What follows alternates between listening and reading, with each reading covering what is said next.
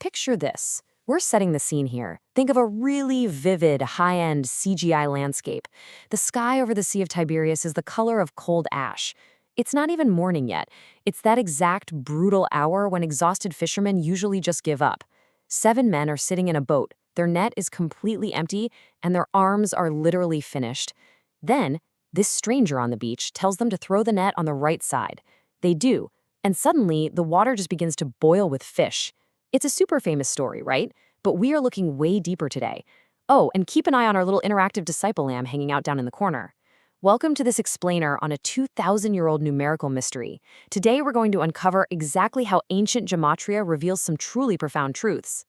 Here's where almost everyone stops looking way too soon. Simon Peter drags this incredibly heavy net onto the gravel all by himself. He's soaking wet, he's breathing hard, and then he does something incredibly strange, something literally nobody asked him to do. He kneels down on those cold stones next to a charcoal fire and he starts counting fish. 1, 2, 3, all the way to exactly 153.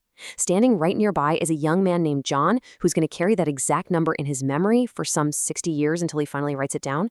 He didn't just say, we caught a lot of fish. He desperately wanted you to have the exact number. Why?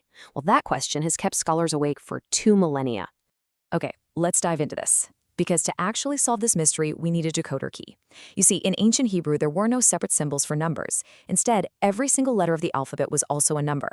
Aleph was 1, Bet was 2, and so on. This meant every word in the Hebrew scriptures carried this hidden numerical weight. The rabbis called this practice gematria. And they absolutely didn't treat it as some kind of party trick. They treated it as a second, deeper layer of the text. It was as if the texts were being written in 2 languages at exactly the same time, words and numbers. And the Greeks, they did the exact same thing with their alphabet, a practice they called isopsophy. Now, let's look at our first stunning clue in the Hebrew layer. There's a word that every single person on that beach knew by heart, a word that had just recently torn their lives apart. Ha-Pesach, the Passover. The feast where their master was crucified while they basically scattered into the dark. If we use gematria to add up its letters, here's what we get. He is 5, Pe gives us 80, Samak is 60, and Het is 8. Add those together for me. 5 plus 80 plus 60 plus 8, it perfectly equals 153. The name of the feast where he died, the wound, equals the exact number of fish in the net after he rose, the healing. For those men counting on the beach, the net was quietly spelling its own name. Mind-blowing, right? But the truth revealed by this number stretches way, way beyond that single beach. Let's fast forward about 400 years. A brilliant scholar named Jerome, the guy who translated the entire Bible into Latin, was analyzing this exact passage. Jerome noted that the naturalists of the ancient world, the men who actually cataloged the seas, had counted the species of fish in existence. Their official count? Exactly 153 kinds of fish. Basically, 1 species for every kind of fish in the sea. For Jerome, this meant the net was this incredible symbol for every kind of person on Earth. Every nation, every language. It was a picture with a beautiful and visible caption. No kind of human being is missing from this catch. Around the very same time, a third reading was forming over in Egypt. Cyril, the bishop of Alexandria, looked at the same number and broke it apart mathematically, but through a theological lens.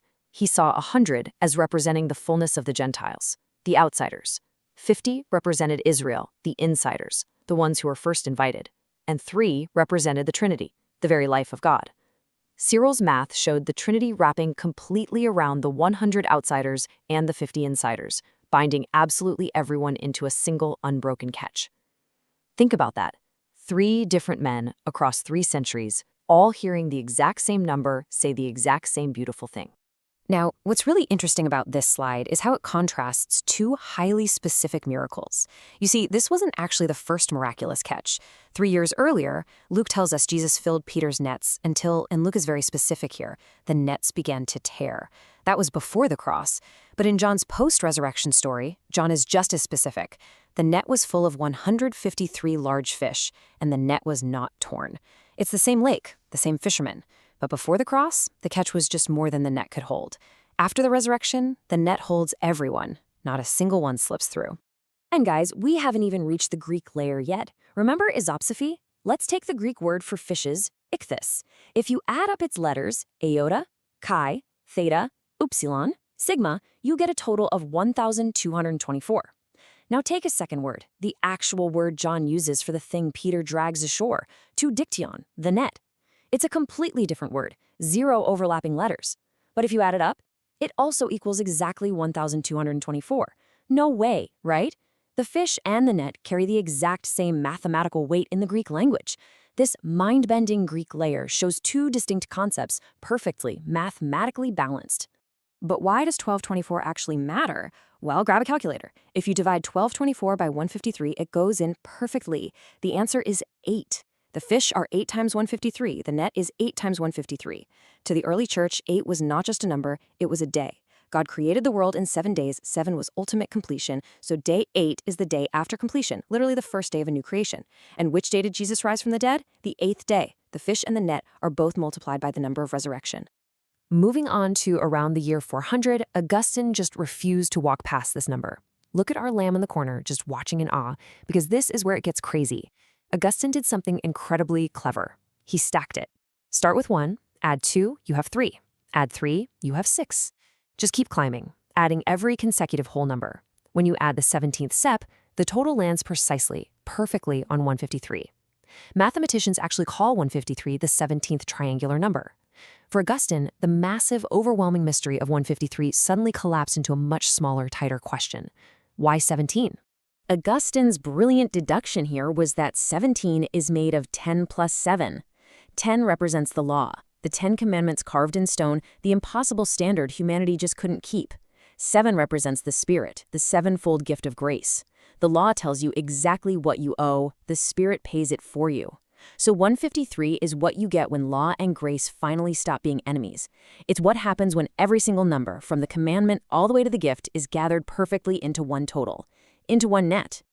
Let's move to and see how this builds across an entire timeline. We've seen John, Jerome, and Augustine, but we have one strangest witness of all, sitting way, way back in 250 BC over in Sicily, Archimedes, literally the greatest mathematical mind of the ancient world. Inside his famous treatise on measuring a circle, he desperately needed the square root of 3. But because it's an irrational number that just runs on forever, Archimedes reached for the closest whole number ratio the ancient world knew, 265 over 153. This number was sitting right there in a Greek mathematics text, generations before Bethlehem. So why does Archimedes' ratio matter to us? Because that specific ratio, 153 to 265, belongs to a very specific shape. When two circles overlap, with each edge passing exactly through the other's center, the intersecting space forms a pointed oval. The ancient world called this shape the vesica piscis, or the vessel of the fish. Its height and width literally stand in the ratio of 153 to 265. Ancient writers even nicknamed the number 153 the measure of the fish. John, writing his gospel in Greek, chose the exact mathematical number that already had a fish firmly attached to it. And this brilliantly illustrates our ultimate gematria verdict. Let's go back to the oldest pages of the Hebrew scriptures, Genesis, Job. When the text speaks of beings who belong to God's own family, the specific phrase used is Ben ha-Elohim, the sons of God. Let's add it up together.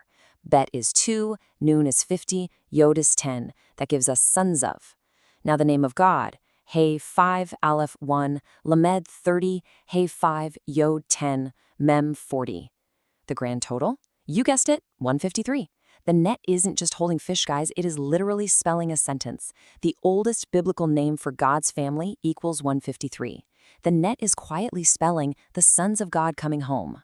And honestly, as if the ancient world wasn't enough, modern mathematics found something hidden inside 153 that no ancient writer could have possibly known. Try this later. Take any multiple of 3, cube its digits, and add them up.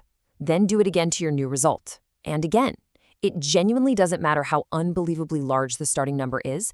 Every multiple of 3, without exception, eventually lands right on 153 and just stays there forever. Modern mathematicians actually call this an attractor, but I'm pretty sure John, sitting right there in that boat, would have just called it a net. Look at the sheer weight of what we've just uncovered together. We have 6 completely distinct witnesses across centuries of history. The Hebrew Passover equating to the wound and the healing. Archimedes' mind-blowing geometry of the fish, Jerome's count of every single species in the sea, Augustine's beautiful stacking of law and grace, Cyril's division of insiders, outsiders, and God, and finally, Ben ha-Elohim, the sons of God. Listen, this was never a random number, and it is certainly no coincidence. It is a profound truth universally woven across ancient math, history, and theology. So the crucial point is this. Let's go back to that cold, ashy beach one last time. Notice how Peter knelt on those stones. He didn't just weigh the catch. He didn't eyeball it or guess at it. He counted them, one at a time. Because that, ultimately, is how heaven counts. God does not count generic crowds or faceless statistics. He counts one at a time. You are not just part of a whole. You are a specific number, known long before that net ever hit the water. And right next to that number is your name. You are the reason for the size of the net. As our little lamb friend points out on screen, I want to leave you with this final provocative question. Which clue stopped you cold? Was it the Passover math, the incredible geometry of Archimedes, the Greek intersection of the net and the fishes, or the sons of God coming home? The deeper we dig into this explainer and see how ancient gematria reveals truth, the more it says the exact same amazing thing. The net came up full, and the net did not tear.